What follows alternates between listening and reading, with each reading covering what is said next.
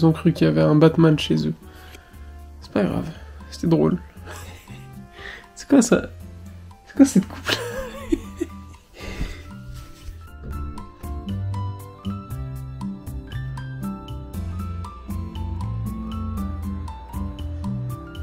Aujourd'hui, je vais essayer d'être productif en jeûnant, mais franchement, c'est ça.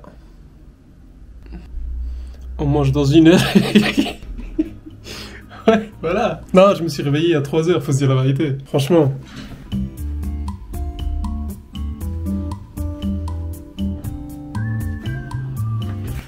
L'objectif du jour, c'est réveiller tôt. Ça, c'est les objectifs du jour. Faire du sport, donc non, ça n'a pas été réalisé, frérot. Qu'est-ce qu'on a d'autre? Oh, j'ai un soleil qui me pique le crâne, je vais péter un câble. Avancer sur un projet, ça, c'est une bonne idée. Mon seul projet du jour, c'est ça.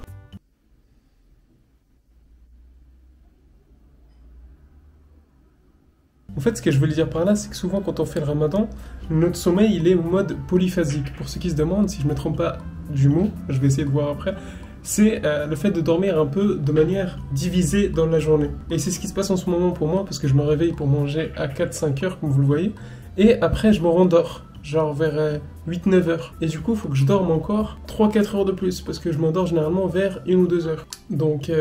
je me réveille ensuite vers les 13-14 heures, c'est une galère. Et ce qui se passe, c'est que mon cerveau, il doit reprendre, restart. Mais bon, c'est un cheminement. Est-ce qu'il y a des gens parmi vous qui font la même chose? Moi, ça m'arrive.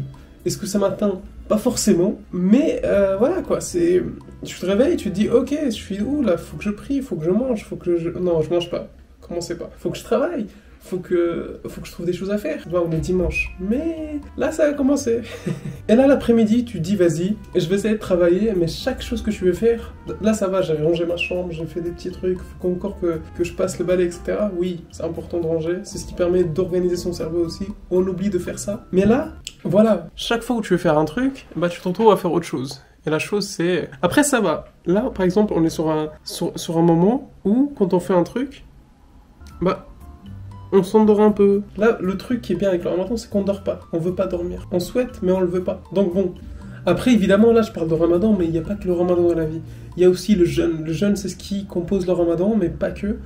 En fait, quand on jeûne, ça permet de nous libérer de tout ce qui est toxine. Donc, s'il y a des gens qui ne sont pas musulmans ou autres, et ben, le fait juste de faire du jeûne, je vous dis pas de rejoindre la religion, c'est pas ça, c'est votre souci, c'est votre vision, c'est votre croyance. Moi, ma croyance et ma vision, c'est quand tu jeûnes, déjà de une, tu maigris. Après, voilà, faut bien manger, bien savoir quelles calories tu vas ingérer, etc., protéines, tout ça. Mais d'un autre côté, ça te permet de dégager tout ce qui est maladie. Faut pas oublier que le jeûne, ça permet de dégager tout ça.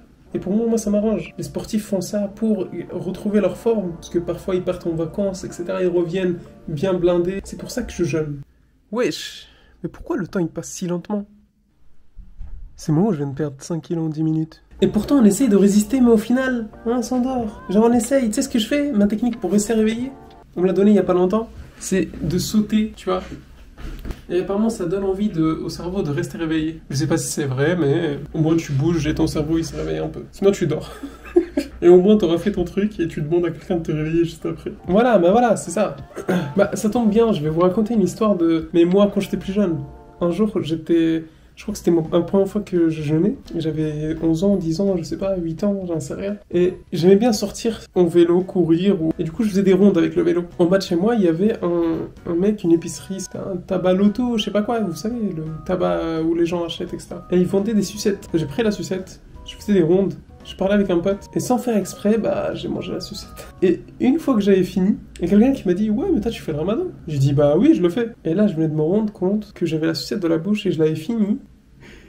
J'avais pas jeûné, au final. Tout ça à cause d'une sucette. En plus, le problème, c'est que quand tu manges ce genre de sucrerie, ça te donne un peu une bouche plus lente, tu vois.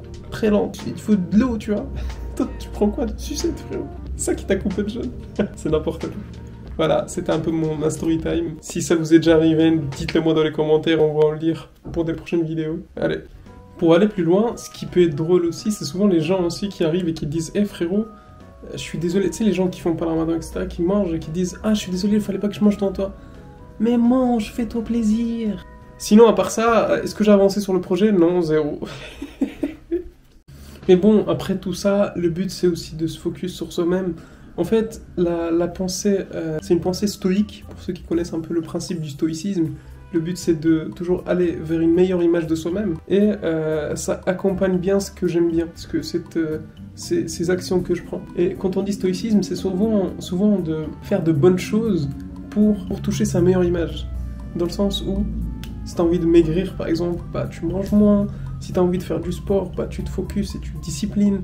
Et le fait d'avoir cette religion en question qui me permet de faire ça, bah pour moi c'est parfait, tu vois, ça s'aligne avec ce que j'essaie de véhiculer. Je dis pas que j'ai une pensée stoïque, mais c'est que je retrouve quelques schémas mentaux qui me plaisent. Le fait par exemple de se réveiller le matin, bon c'est pas ce que je fais, bon je me réveille, mais je me rendors juste après. Toujours essayer d'apprendre des nouvelles choses, genre un entraînement d'apprentissage continu, et ça c'est trop bien. Parce qu'en fait, tu t'ennuies jamais, et ton cerveau, même si t'as 55 ans, bah tu te dis, ok, je suis toujours jeune, tu vois. Et c'est plein de petits principes comme ça qui te disent, ok, nice, c'est cool, et ça s'aligne avec ce que je fais. Enfin bon, on verra ce que ça va donner tout ça. Check-up du jour, qu'est-ce qu'on a ici? On a un tagine de artichaut et petits pois, fenouil et carottes. Fenouil? Oui, ok. C'est un légume. T'as mis combien de temps à le faire? 2 heures. Ah oui. Non, pour cuire c'est 2 heures, mais pour préparer c'est pas même pas 10 minutes. Ok, de la salade?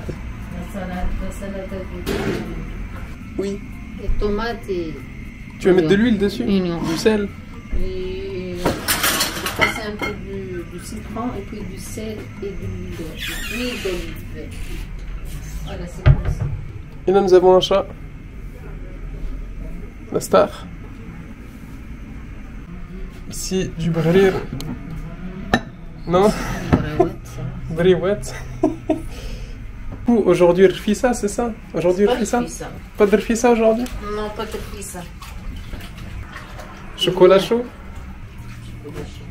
Non? C'est vrai. Donc voilà, c'était la journée du jour. J'espère que vous avez kiffé.